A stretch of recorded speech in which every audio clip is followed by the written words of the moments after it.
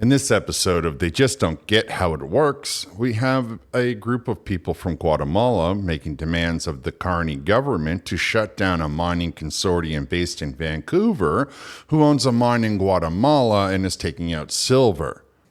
First, to share with Canadians and the Canadian government that after nearly 7 years in a constitutional court order consultation process, the Xinca indigenous people said no to the reopening of Vancouver-based Pan American Silver's Escobal mine. Despite their unequivocal refusal of consent, Pan American Silver continues to ignore their decision.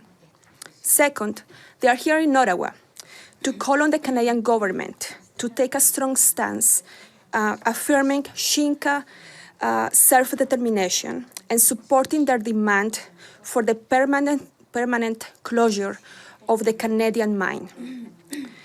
The Xinca consultation process is the latest attempt by the Xinca people and their supporters in for the last 15 years struggle to raise awareness about their struggle for the right to self-determination against this Canadian mine. The violence they faced for their peaceful resistance and their demands regarding action by Canada to protect Indigenous and women's rights. We echo the demands of the Xinca people.